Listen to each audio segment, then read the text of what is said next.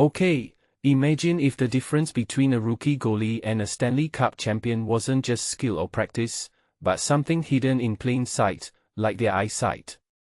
That's exactly what Dr. Sarah Hutchens, a Newfoundland optometrist, is trying to uncover. And honestly, the more I think about this, the more it blows my mind. Let's unpack why this study might change how we train athletes forever. So, here's the setup. Hutchens is recruiting hockey goalies aged 13 to 30 to test their visual performance skills, not just whether they can read an eye chart, but how their brains process visual chaos. Peripheral awareness, reaction time, tracking moving objects, and split-second decisions based on what they see. In my opinion, this is where traditional sports science misses the boat. We obsess over strength and stamina, but how often do we consider whether an athlete's eyes are the limiting factor? If you're a goalie staring at a slap shot traveling 100 km per hour, your ability to process that blur could be the difference between a save and a highlight reel.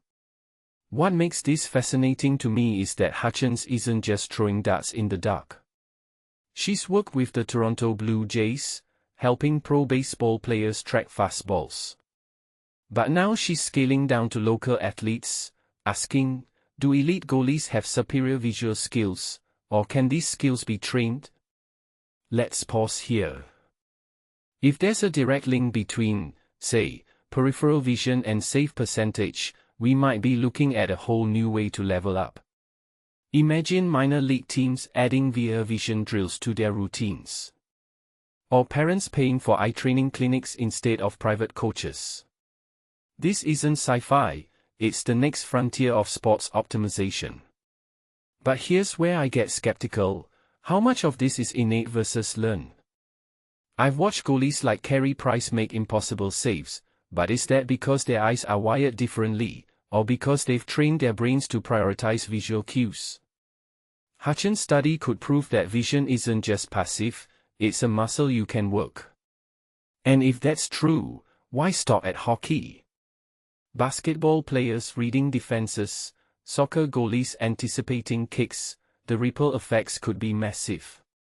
What many people don't realize is that optometrists like Hutchens aren't just fixing blurry vision, they're engineering perception itself. The bigger question this raises? Accessibility.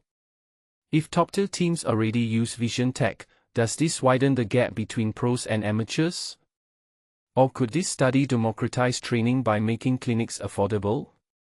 I love that Hutchens is starting locally. Newfoundland isn't exactly a hockey hotbed, because it suggests even grassroots athletes could benefit.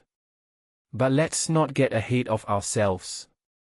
This is an exploratory study, so results might be inconclusive. Still, the implications are wild. If vision training becomes standard, we might see a generation of athletes whose eyes are as conditioned as their bodies. So here's my takeaway: the next time you watch a goalie make a jaw-dropping save, ask yourself, was there athleticism, luck, or a brain finely tuned to read the game's visual language? Dr. Hutchens is peeling back the curtain on a factor we've overlooked for decades. And honestly, I can't wait to see where this goes. What do you think? Could your eyesight be holding back your game, or is vision training just the tip of the iceberg? Let me know in the comments below.